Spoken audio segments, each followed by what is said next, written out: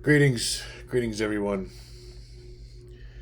Okay, I decided to do this video because I knew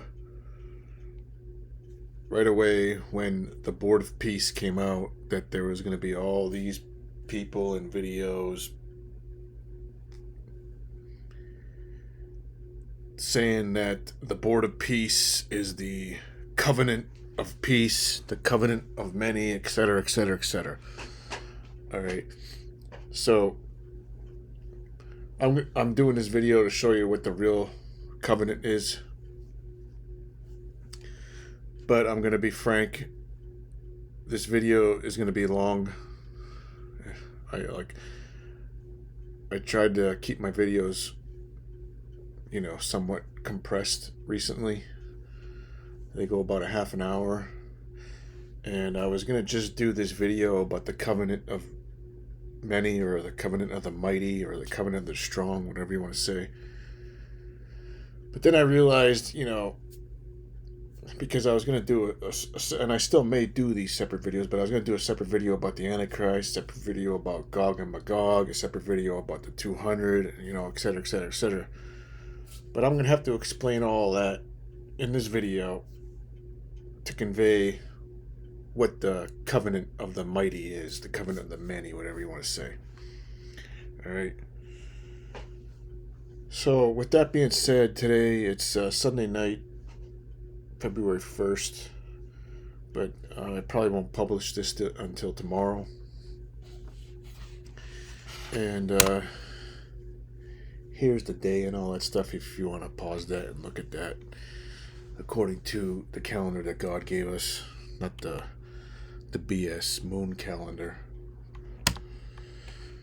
So, the covenant of many is the beast of the sea, which is non-human. Okay? Like, that's the thing that 99% of Christianity doesn't get. That, like, most of the stuff in Scripture, it's not dealing with humans. It's dealing with the ones who rebelled. And this is another example. Okay?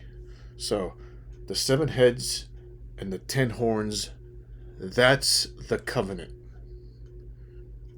And the beast of the sea represents basically not human, all right? Because the beast of the earth, it's part human, right? Meaning they're made from the earth, they're made from the mud. All right. But anyway, so God made everything. He made humans. They were, and after he made everything, he said it was good. Okay, and then humans were going on for millions of years, or whatever it was, 100,000 years, whatever. Okay, we're talking about the cavemen here. And then God took a married couple, Adam and his wife, and he transformed them into his image. And whether it was God or the angels, you know what I mean, we'll find that out when we're in New Jerusalem. But it's really, not that big of a deal who did it. It's just the fact that it was done. So God took, and I know they weren't cavemen. They were more advanced than cavemen, but like describing them as cavemen is like the easy way to do it, they were cavemen. God took a caveman and a cave woman who were married, transformed them into his image, and then after 40 days he brought the man into Eden, and then after 80 days he brought the woman into Eden. Okay, so it was that 40 days when he was in Eden where he was naming the animals and everything, and he was like, well, there's nobody here for me. And then that's when Eve came in. Okay, and they were in Eden for 7 years. Now, During that 7-year period, and the fact that they were in Eden for 7 years and they didn't have children is like pretty obvious that they were in redeemed bodies. Okay, basically the bodies we get when we go to New Jerusalem, they were in redeemed bodies. That's why they didn't have kids, because they didn't do that, because they didn't have to, because they were in redeemed bodies. But during that period of time, the angels were teaching them how to take care of Eden. And from my understanding, and it really doesn't say this anywhere, but just by going by, deducing everything, Azazel was the chief or the supervisor, the manager of Eden. Okay. Now, this is a rendition of the Holy of Holies. Okay. Now, remember, this is what God commanded Moses to build. Excuse me. Solomon. All right. Now, these entities that you see here, they're angels. A type of angel. There's different types of angels. And angel just means messenger, but and they obviously look similar to the Sphinx. But anyway, when you go by the calculations of how high they were, how tall they were, they're basically 20 feet tall. Okay, so these entities, which had faces like humans, but bodies like animals, and then wings, right? But they were 20 feet tall. Azazel was one of these type of beings. And more than likely he was the chief or the supervisor, the manager of Eden. So he was dealing with Adam and Eve for 7 years. Hence why they were deceived, because they trusted him. But he was jealous of them. And that's why he tricked them, deceived them into eating from the fruit. And it wasn't the fruit of good and evil, because there was no evil, right? It's a bad translation. It's the fruit of the knowledge of life and death. Hence, God said, if you eat of the fruit, you will die. Why? Because it's the knowledge of life and death. Okay? Because they were in redeemed bodies and they weren't going to die. But he said if you eat it, you'll die, because you're going to be put back in the flesh. All right, and that's what happened. They were deceived. They ate it. They got put back in the flesh and kicked out of Eden. Now, God doesn't put the crime of creating evil onto humans. Okay? Because this event is where evil was created. And God puts the crime of creating evil onto Azazel. Alright? And the same thing happened to him. At this point in time, he was a holy angel. He was able to go from Eden to New Jerusalem, back to Eden, you know what I mean? All that stuff. But after this, same thing happened to him. He got put in the flesh and kicked out of Eden. And this is what he looked like. Okay? Which is a sculpture of the god of Babylon, aka Baal. Now, Baal is a title. It's not a name, which basically means commander, chief, lord. All right. So Baal is not a name, it's a title. But because he was chief of Eden, he basically demanded that he was the chief. All right, and that's what stuck. The name Azazel didn't stick, but Baal did stick. All right. Now,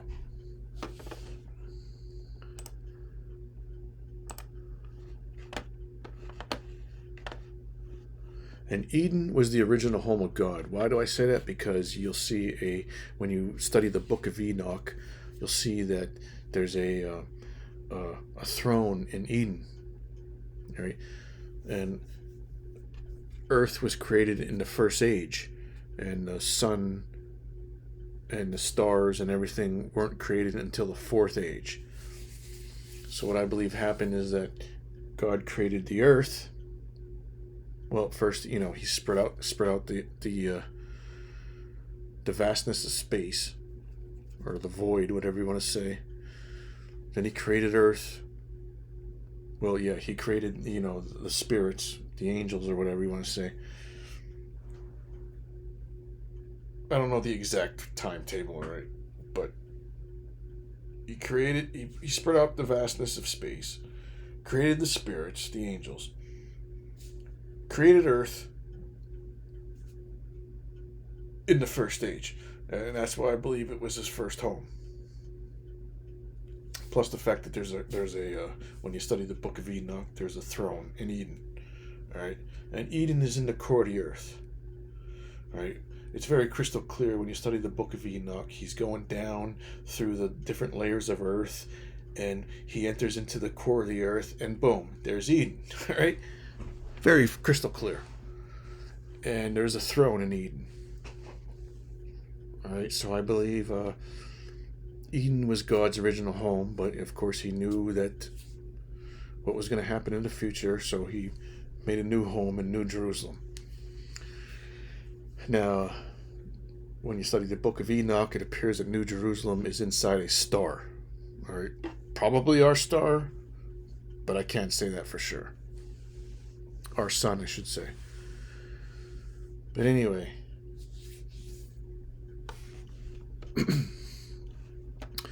so when Azazel committed the crime of creating evil on the 17th day of the second month, he, along with Adam and Eve, were kicked out and put into flesh. All right, and Adam and Eve left Eden on the first day of the fourth month, which is basically the first day of summer. Okay.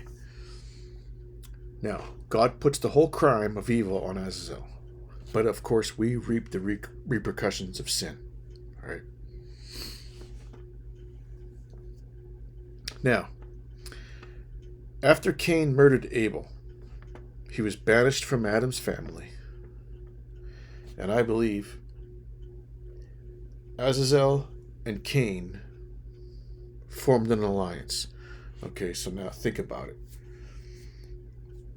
Adam and his family are on top of the mountain of God, which at that time, there was a couple different mountains that refer to the mountains of God, like Sinai and Hebron, and I think this mountain was Hebron, but I'm not 100% on that. But anyway, so they were on top of a mountain range.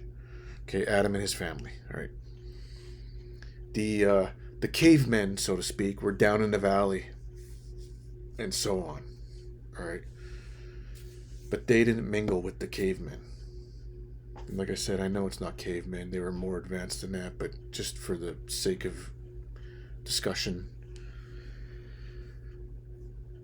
So what happened is when Cain killed Abel, Adam banished Cain from the family. All right. So he had to leave, and I believe Azazel met up with him and struck a deal with him, and basically said, you know what I mean? I'll be God, you be the king, the cavemen will be the subjects, and we'll make an empire, so to speak, you know what I mean? And this is the framework of all future tyrannical systems, where Azazel is worshipped as God, Cain is king, and the rest are subjects. All right, and you could say, well, how can you say this? Well, when you look at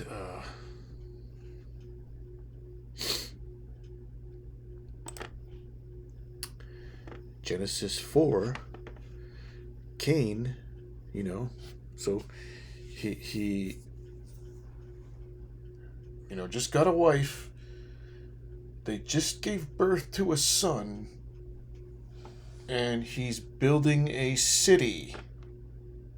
Okay? Well, obvious, when you see it from the perspective that I'm telling you, this is why he built the city. When you see it from the perspective of 99% of Christianity who say, they were the only ones, well then, why is he building a city if it's just his son? You know what I mean? Come on, let's go. But anyway, it's because, and so much doesn't make sense. And that's why 99% of Christianity is so confused and weak and in chaos, and because the Messiah tells us, study to show yourselves approved, as good workmen needed not be ashamed. All right. And it says, rightly dividing the word of truth. But when you look at the Greek, it's saying to dissect the word. All right. Which basically means looking into the translations. You know what I mean? Not taking the English translation as black and white, which so many people do. I mean, there's denominations out there that if you don't use the King James Version, you're an infidel, basically. But I mean, come on, let's get with it here, please. You dissect the translations, right? And when you see, as we're going through this, that the English translation versus the Hebrew or the Greek, it's like vastly different. Like, and this is a perfect example, dividing the word of truth. Okay, well, what does that mean? Well, when you go to the Greek, it means to dissect it, which it's a much more precise word. You're digging in. Okay, well, here's this piece. All right, well, here's that piece. Well, this means that. That means this. It could mean that. All right. And then being led by the Holy Spirit. Okay?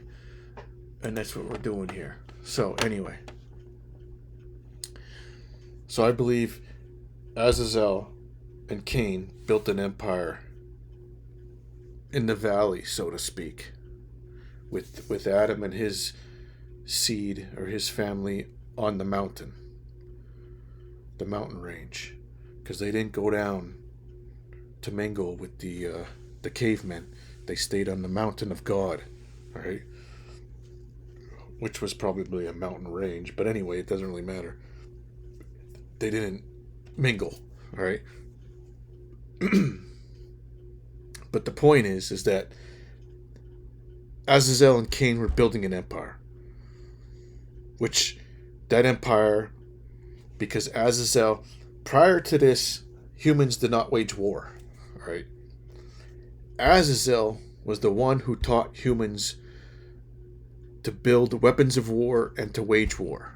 Okay, that's another one of his sins, because prior to this, humans did not wage war. You know what I mean? Yeah, they might have had a few spats here and there, but it was not warcraft. All right. Azazel's the one that taught that. So Azazel, Cain meet up. They're building an empire. He's teaching humans how to build weapons of war. He's building a war machine. All right. Well, then you have Adam and his family on the mountain. Yeah, just a few people. Sleeping in tents. Totally vulnerable to this empire that's being built. So whether it was God or Michael or whoever sent 200, okay, which they call the Watchers, aka the sons of God, okay, but this is a poor translation once again, okay, because when you look at the Hebrew, sons could be translated as soldiers or the army. So it wasn't the sons of God, it was the soldiers of God. All right? Angels, so to speak. So 200 angels, 200 soldiers were sent down. And their original mission was to protect the seed of Seth, or Adam, whatever you want to say, and to teach humans in righteousness and justice. All right? But what I believed happened is I believe they were tempted by Azazel. It doesn't say that. But ultimately they chose to make a pact and to turn themselves into flesh. All right? This is what nobody understands, is that they were no longer angels when they mated with the females. They put themselves in the flesh. Okay? When you study Enoch, the book of Enoch, they made a pact, and that pact was that they all of them, none of them were going to refuse it. They all chose to put themselves in the flesh so they could take wives from the humans and have children. They wanted children. But they didn't have the foresight to realize that their children would end up eating the humans. So that's like a little tidbit on how, even though they were angels and they were with God for billions of years, or whatever you want to say, they still didn't know that their, when they put themselves in the flesh, and that when they mated and have children, that their children were gonna go crazy and eat the humans. Meaning, my point is that they're nowhere near as smart as God, even though they're with him for billions of years, so to speak. Okay. So after they started eating the humans, this caused Michael to seek God for judgment. And when this happened, when Michael went to God for judgment, God cast judgment. And it was a very harsh judgment. Okay? And he said that Azazel would be locked up for 70 generations. Same thing as the 200. But the 200 had to witness their children slaughter each other. So the giants, aka the children of the 200, between the 200 who took wives and had children, their children slaughtered each other. Okay? And they had to watch it. So all these people all over the internet talking about that there's giants here and giants there, and that the Nephilim came, it's all bogus. It's all BS. All right? Because the judgment was that the giants would kill each other and that the 200 would have to watch. And then after that, they would be locked up, and then the flood would destroy everything else on earth. So the only thing that survived after the flood was Noah, his wife, his 3 sons, and their wives. Period. No giants. All right? So any giants after that, like Goliath and all that, they were just large humans. Like WWE, WWF, whatever it's called nowadays. I have no idea. But, we had Andre the Giant back in the day. Him compared to, someone that's, 5'7", They're a giant. But they're not the giants of this time, because when you look at the size, and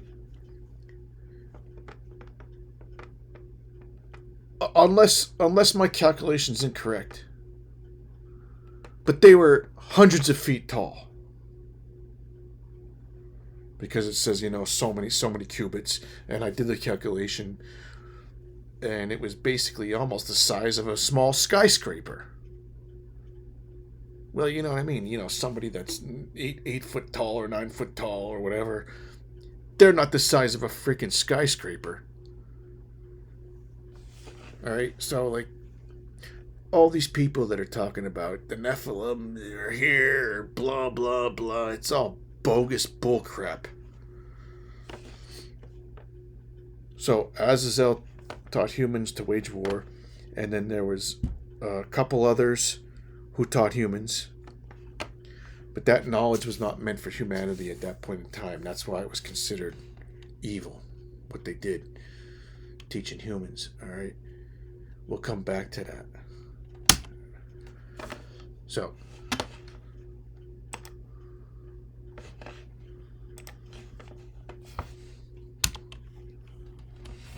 okay, we already went over that.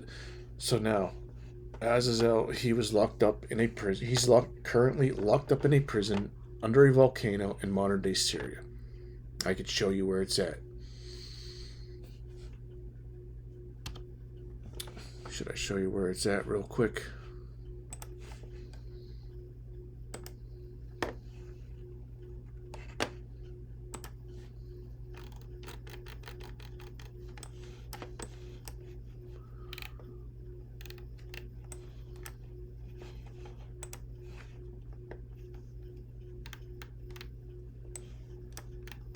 Right here. Azazel and 90% of the demons are locked up under this volcano. So in Revelation 9, when the prison is opened, they come out of here, and it talks about the volcano ash going up, right?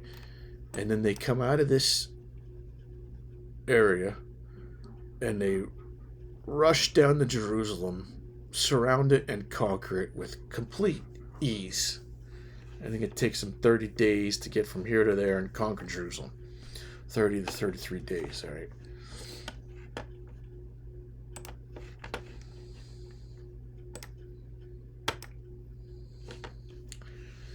So, now the demons weren't locked up immediately with Azazel. I'll get to that, but anyway. So, the 200 were forced to watch their children slay each other. All right? We went over that. Okay. Now, they were locked up also. But I believe it's a prison under Antarctica.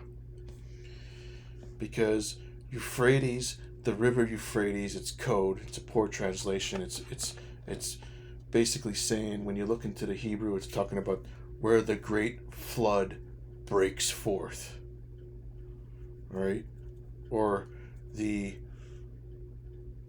another way of saying it is the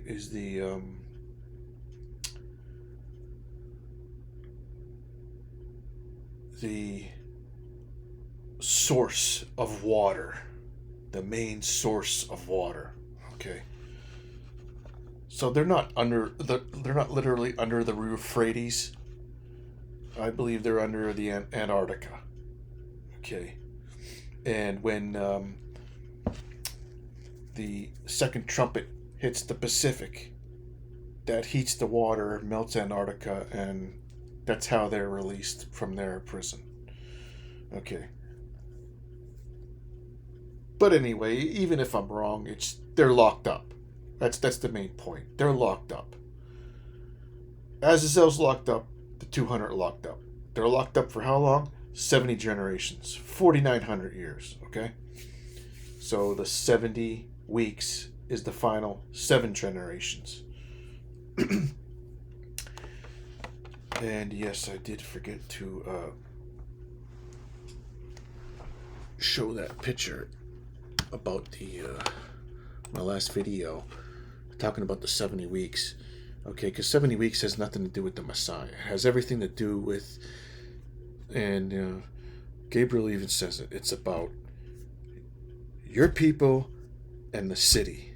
Okay, so at the end of the 70 weeks, your people, meaning Israel, meaning modern day Israel is the believers in the Messiah, they are harvested, cut off from the earth, saved, but not the city.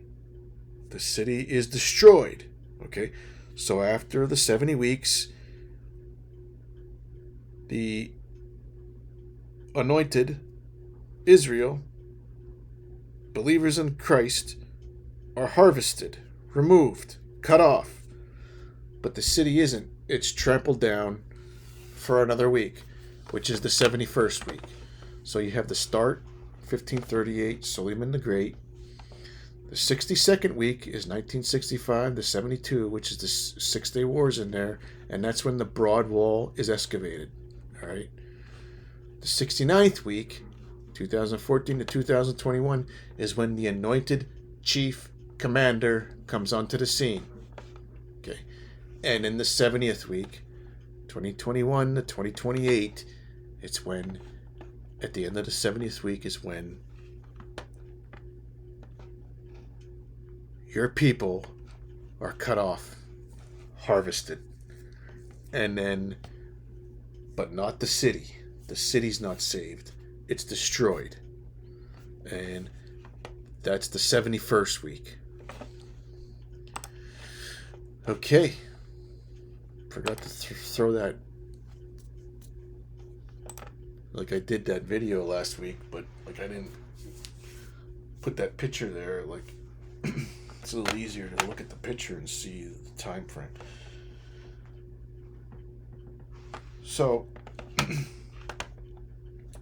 there's like, okay, so like you're probably wondering, well, how do I get the how is the 7 heads the 200?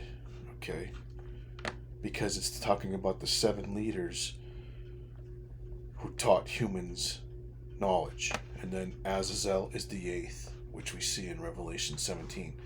Okay, so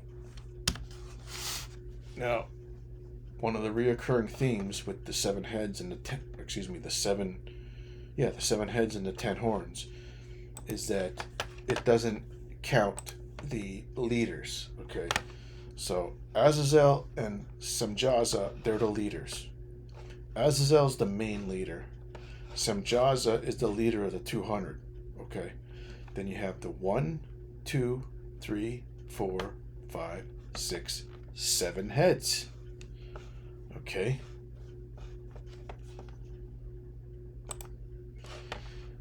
Then for the 10 horns,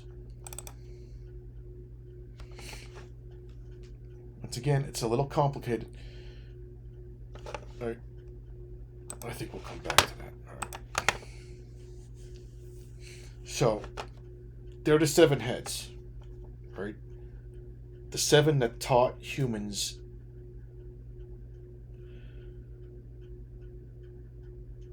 knowledge that they weren't supposed to have at that period of time, right? And then you have the leader, and then Azazel, the main leader, okay?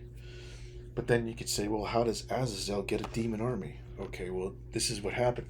Because demons are the spirits of dead giants, okay? So after the flood, Noah and his sons and his grandchildren, right? They're trying to be about their business, and the demons were tormenting them.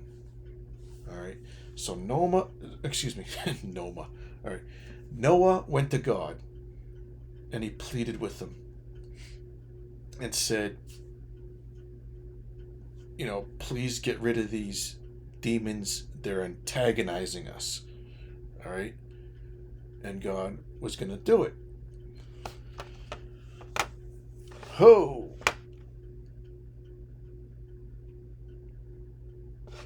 But then Sataniel, or Samael, I don't know what his exact name is, but it's Satan, all right?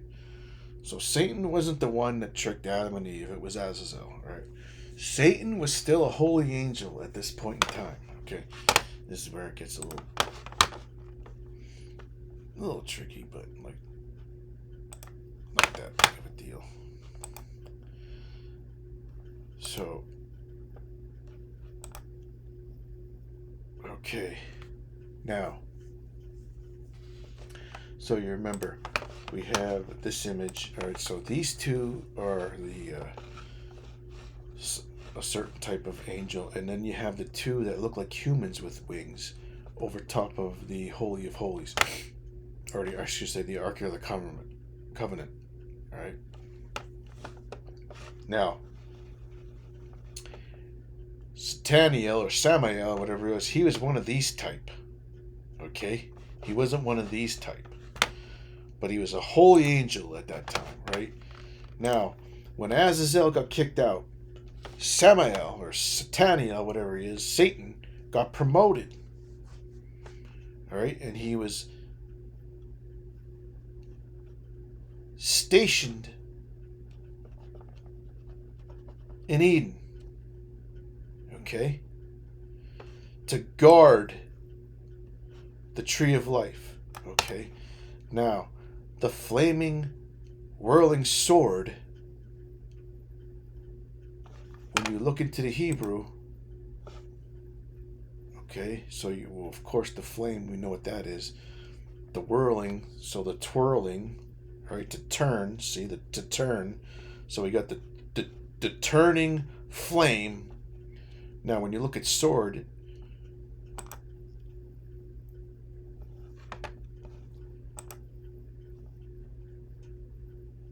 the desolate place, the wasteland, okay?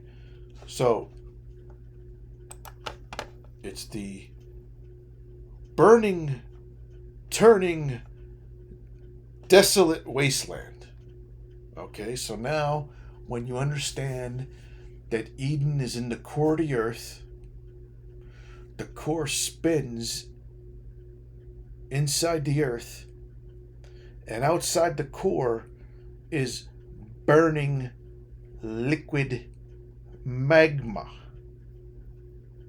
That's the flaming, turning, desolate place. All right, it's not literally a sword. It's the liquid magma around the core of the earth. So you have the cherubim or the angels stationed there, and then you have the liquid magma surrounding it to guard it. All right, and this is Satan and his minions. Like at that time, they were holy angels, so it was a legion. So you have Satan, then 10 commanders, and then 100 under each 10, which is 1,000. Okay, they were stationed there, and they were stationed there to protect the tree of life. But their other job was to bring souls to their resting place, because Eden is divided up into 4 sections. Okay, you got the I don't remember exactly what all 4 sections are, but one's for, those who are going to New Jerusalem. Another one's for those who are destined to hell. Another one's for those who are, didn't get the gospel. And I forget what the other one's for. But anyway, there's 4 sections. And Satan and his minions' jobs, like I said, at that time, they were holy angels. They were in Eden, as Ezekiel 38 or 39 says, or 28 says, they were in the mountain of God. All right, and like I said, there's a throne there. All right, and their job was to bring the dead people's souls to their resting place. So they rest there until the glorious day. All right.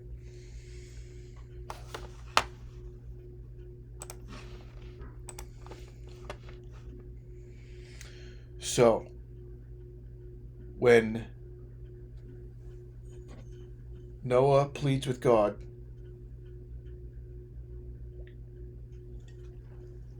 to lock up the demons, Satan asked God to have some of them to help him with his work. And what's his work? To bring death. Right? Hence the angel of death. Okay? So God agrees to lock up the demons, but he also agrees to give Satan some. He gives Satan 10%. The other 90% are locked up. That's why all these people that are acting like, this person's demon possessed, that person's... It's all bullcrap. They're not demon possessed. They got a mental health issue, right? The demons, they're after the people who are in power, popes, presidents, prime ministers, kings, etc. They're not after some drug addict on the street, right? That's called a mental health issue. It's not called demon possessed. All these people, Satan made me do it. Or demons made it's all bullcrap, all right? You chose to do it. Let's get in reality here, please. All right. So God allowed 10% of the demons to remain with Satan. Hence, Satan and the demons, death and Hades, angel of death and Hades, meaning death and meaning Satan and the demons, and then Gog and Magog, it means Satan and the demons. It's 3 different ways of describing Satan and the demons, all right? And then the rest the 90% were locked up with Azazel. That's why when Azazel, aka Apollyon, comes out of the abyss, he has this demon army with him. Okay, in Revelation 9.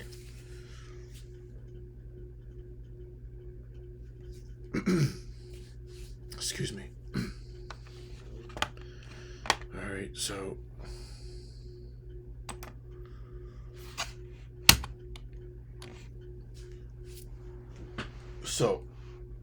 the 7 heads, as we talked about, represents the 200 fallen angels, or rebel angels, whatever you want to call them.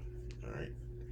And like I said, it's only the 7 because it's not including Samayaza and Azazel because they're the leaders. Right? Azazel's the leaders of them all. Samayaza is the leaders of 200, and then you have the 7 others who taught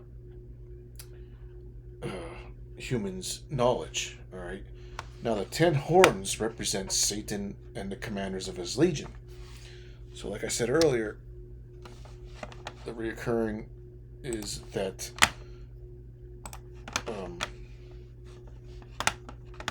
the reoccurring theme is that the leaders are not counted. All right. So, after Babel, when God divided the nations and changed the languages, he did this because of tyranny, because Nimrod was a tyrant and he controlled all of humanity. So when God divided them, it was a check to tyranny, because now, these couple nations can ally themselves against the tyrant. Where before that, the tyrant controlled everything because they were all one language, all right?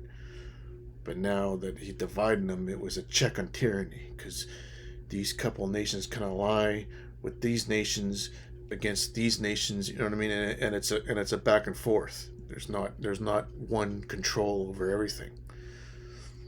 So it may seem weird that God separated us, but it's actually a check on tyranny. So now you have what happened is God put princes, as we see with the Prince of Persia, the Prince of Greece, the Prince of Israel, all right? God put princes, which were angels, all right? He put them as supervisors over the nations. And basically it was the children of Japheth children of Ham and the children of Shem. All right.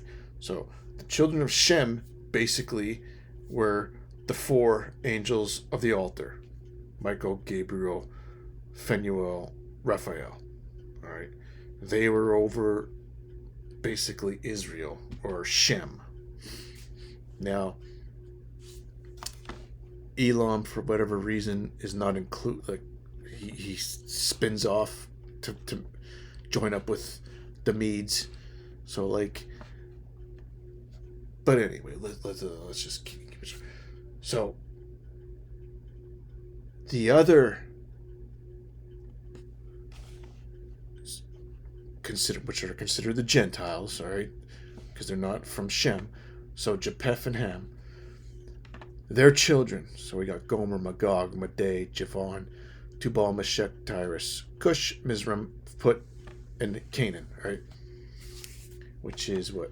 1, 2, 3, 4, 5, 6, 7, 8, 9, 10, 11. Okay, so Satan and his 10 generals were put over Japheth and Ham. The four holy angels of the altar were put over Shem, but mainly Israel. Okay. Now, you'll say, well, this is 11, not 10. Well, Tubal and Meshech are, for whatever reason, considered one, and then Medes and Persians are considered one. Okay, so it's 1, 2, 3, 4, 5, 6, 7, 8, 9, 10. All right, so these are the 10 heads. Satan's not included because he's the leader. All right, so this is where we get the 10 heads. Okay. All right, we talked about that. All right, we talked about that. We talked about that. All right, Satan. So basically, Satan and his minions, they were supposed to do the same thing that the 200 were supposed to do. They were supposed to lead the people that they were supervising in righteousness and justice, and showing them the commandments of God and to follow the commandments of God. But they didn't. What they ended up doing, because right now I don't know when Babel was, but anyway, it's a couple thousand years. So for 1 or 2,000 years, Satan and his other commanders over the nations, they ended up treating humanity like a game of Risk. Right? I mean, it sounds kind of funny, but that's exactly what happened. It was I'm in control of Magog and Meshech and Tubal, and I'm leading these people, and we're conquering this place, and we're gaining power and more influence and more, and we're gonna go conquer these people. And it was literally a human game of Risk. And Satan and his minions were enjoying it. And this is what led to their fall. Okay? And I'll show you. Alright. So here it is. And this is talking about Satan, but remember, he's the leader. So his other commanders follow him along with his whole legion. All right, they all get kicked out because he's the leader, and they all go with him. So, all right, you were in Eden. All right, you were the anointed cherub. Excuse me, the anointed guardian cherub. There you go. So he's the one that got promoted. All right, and you were blameless until wickedness was found in you. All right. Now, why was wickedness found in you? Through the abundance of your trade. Well, what was his trade? What was his work? Dealing in death.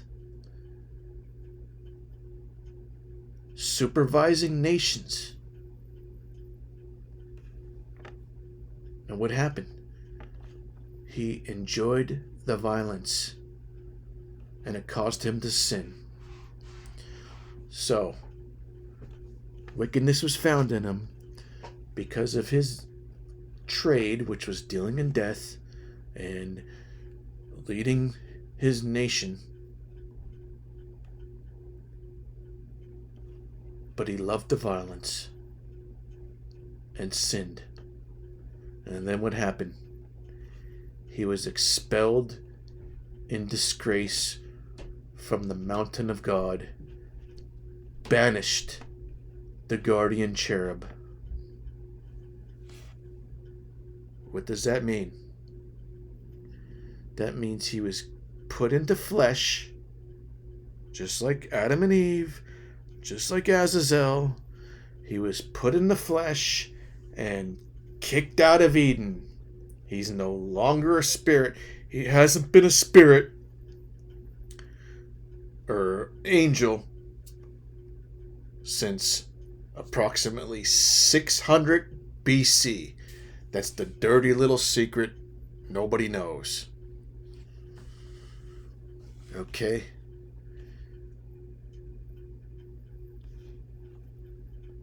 So, and here is the little,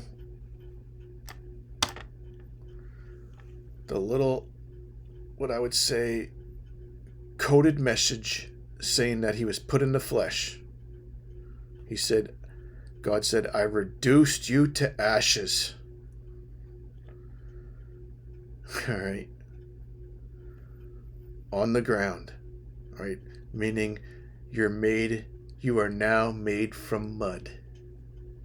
Just like Adam and Eve. All right. You became an object of horror. So up here he was beauty. Down here he's horror. And I didn't bring up a picture of what he looks like, but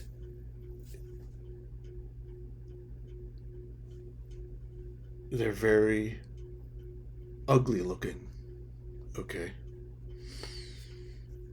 And then, this never exist again. Really what it's saying is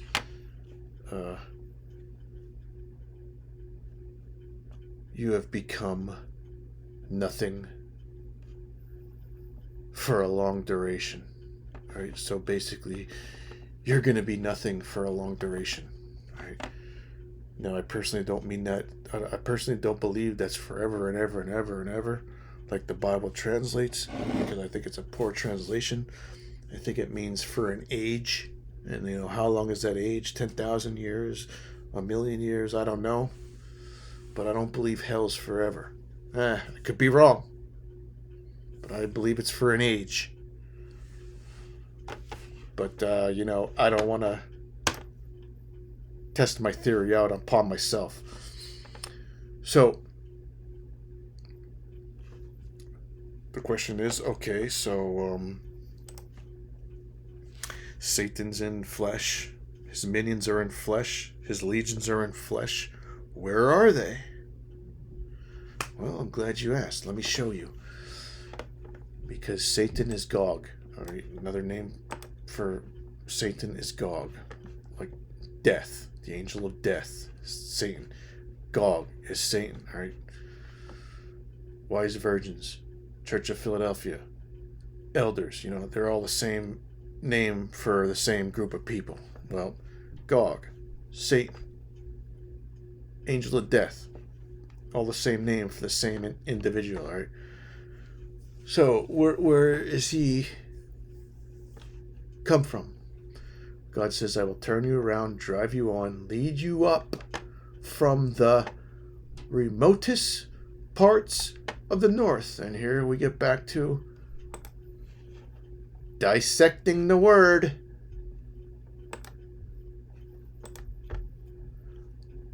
What does the remotest parts of the earth mean in the Hebrew? Oh, I'm glad you asked. It's the hidden dark, gloomy side. So, where is there a hidden, dark, gloomy side? Oh, the moon. The dark side of the moon. The hidden, dark, gloomy side of the moon. Oh. So that's where Satan and his minions are. Is it coming together? All right. The war in heaven, the war in space. All right. Are you seeing the big picture now? So,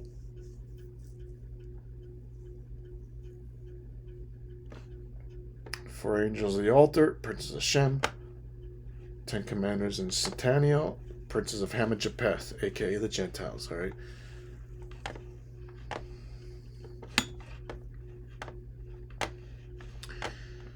Alright, so the recurring theme is that everybody gets put in the flesh. Azazel, the 200, Satan and his minions.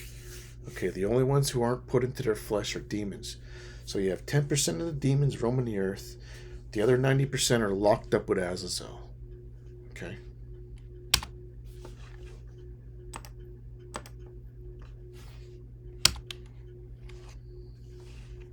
So Satan and his minions, aka Gog and Magog, aka Death and Hades, are currently headquartered in the Corridor Moon. And they come out and in via the dark side. Alright, the war in heaven is the war in space. Okay, it's when New Jerusalem destroys the moon. Alright, and the fallout from that destruction is the first 4 trumpets. Alright, Satan's headquarters is thrown to the earth, and it's wormwood. Okay, and it hits the Pacific. Alright, then what happens is Satan and his minions. So you got Satan, his legion, his 10 commanders, his legion, and his 10% of demons. They meet up with Azazel, who is released from the abyss, and his 90% of demon army. And then you have the 200 who are released from prison, and they form an alliance. Okay? Basically, Azazel's the god to be worshipped. Satan and his minions are the generals. The 200 are the false prophets. Okay? This is the alliance. It's non-human, has nothing to do with Gaza or the, whatever they're calling it. There's nothing to do with any of that. There's nothing to do with Trump. There's nothing to do with, the Pope, the King, blah, blah, blah, blah, blah, blah, blah, blah, blah. It's all bogus BS. Alright? The alliance, the covenant, is with non-humans. Alright? Azazel, who is Apollyon, is the Antichrist. Alright? Not a human. The covenant of many, the covenant of the strong, the covenant of the mighty, whatever you want to call it, non-humans. Alright? When you have this understanding, you can't fall for all the bull crap that you see all over the internet. Alright? Which is why I'm making the video. Hopefully you've hung with me this long through my,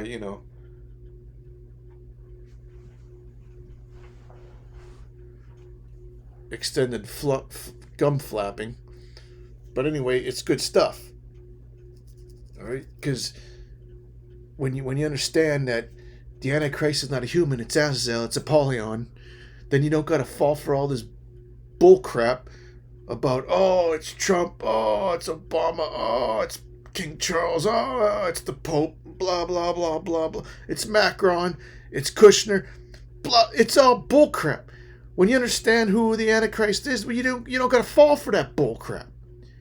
When you understand who the covenant of many is, or the covenant of the mighty, or the covenant of the strong, you don't got to fall for that. Oh, it's the board of peace. Blah, blah. You don't got to fall for that. And you can tell the people who are falling for that, no, it's not this. And if they listen to you, good. If they don't, shake the dust off your feet. Go pound sand. Ready? God doesn't command us to freaking argue with people and to try to persuade them. No, he says if they don't listen to you, shake the dust off your feet and go on. Move on. That's between them and God. We did our part, sharing the truth with them. Alright, so this is the covenant of Daniel 9. The beast of the sea. It's not human. Nothing to do with humans, alright? And after this covenant, as you can see, when you... Oh, let's take a little peek at it. Alright? So right here, the beast, like it's pretty obvious that the Antichrist, he comes up out of the abyss and goes to destroy. Alright? Now, here it is. So, this is the thing that, confuses people because, they just take the English translation as, that's it. Alright? The English translation, this is what it means. Well, no, it's not what it means. You gotta dig into it. You gotta dissect it. So, the 7 heads, referring to the 7 ones that taught humans of the 200, are 7 mountains. All right, so oh, geez, 7 mountains. Well, yeah, well, let's go into the Greek and see what that really means. Okay, and then here we go. It's to rise or rear up. So what it's saying is the 7 heads are the 7 who rise up. Come up. Where do they come up from? They come up from their abyss. From their prison. Just like the Antichrist does. Apollyon, Azazel. He comes out of the abyss, out of prison, and goes to destroy. Well, these come up out of prison, out of the abyss. Alright? And alright, that's all it says. Oh, well, there's 7 kings. Well, kingdoms. Alright? 5 have fallen. What it's talking about here is it's talking about empires. Alright? So, it's saying that it's also an empire. Okay? The 7 heads, the 10 horns, it's also an empire. Alright? Don't get confused here. Alright? Here it is. This calls for a mind of wisdom. Alright? Don't get confused. Alright? It's saying the 7 heads are the 7 that rise up. The beast rises up. Alright? It's also a kingdom. An empire. Alright? 5 have fallen. Egypt. Assyria. Babylon. Persia. Greece. Okay? 5 have fallen. 1 is Rome. The other is yet to come. Well, that's the beast of the sea. Or you could actually say the beast of the sea and the beast of the earth. The whole 7-year period. Alright, which is eventually becomes Babylon the Great. But anyway, and that kingdom remains for a little while. Right? A 7-year period. Okay? Now, here it is. The beast who comes up out of the abyss, it's an 8th. Belongs to the 7. Alright? And it goes to destroy. Not to make peace, to destroy. Alright? Then it goes on to say, the 10 horns give their authority, which they get at the 4th seal, the authority, They give it to the beast. All right, this is the covenant. They're making a deal. We're going to give you authority. You give us. We want to be generals in the army. All right.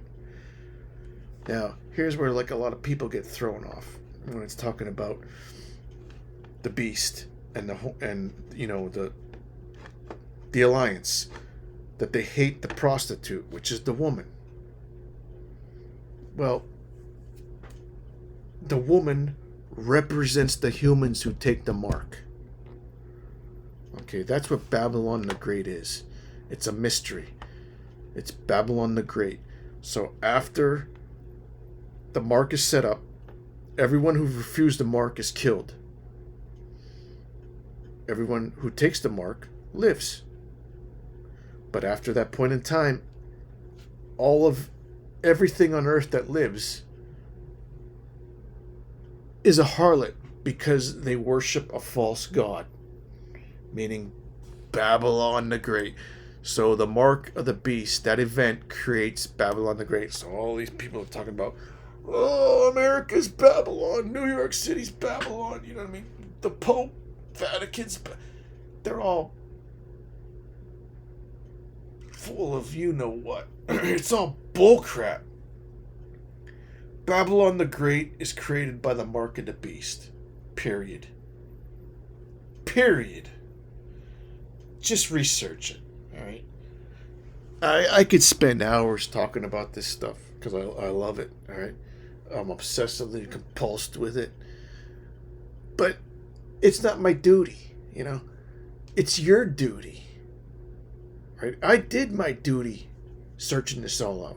I know Babylon the Great is created after the mark of the beast because everyone is killed who doesn't take the mark. Like, there's no survive. These people acting like you gotta survive the mark of the beast. You're an idiot, right? Nobody survives the mark of the beast. It's crystal clear. The beast kill everything. And then when the Messiah comes back, he kills everything. So there's no survivors. Right? So like this confuses people, like, oh, Babylon the Great and the 10 whores and the beast and the prostitute, they don't like each other. All right? Well, it's very simple, right? The non-humans hate the humans. They view humans as weak. They forced the mark of the beast on them, which is the DNA of Apollyon, to make them hybrids.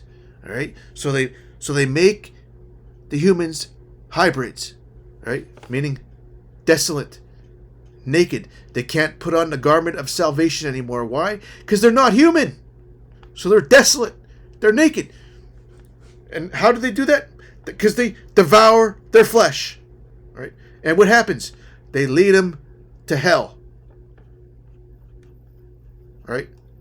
That's what that's saying.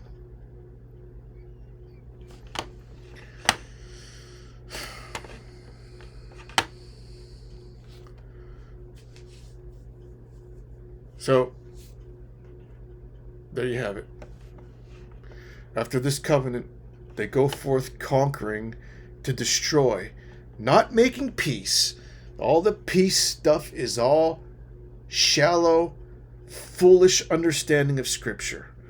When Azazel Apollyon comes out of the abyss, the Antichrist, when he comes out of the abyss with his demon army, and when Satan gets thrown to the earth, when New Jerusalem destroys the moon and throws Satan to the earth with his minions, and the 200 are released, and they all get together and form an alliance, they do not make peace with humans.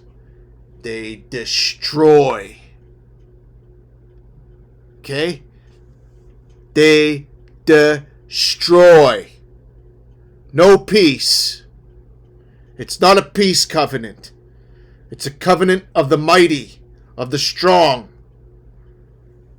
You can even say of the many. If you want to say, oh, it's a covenant of the many, all right, go ahead. Well, you're talking about Apollyon's demon army with Satan's demon army. And the 200.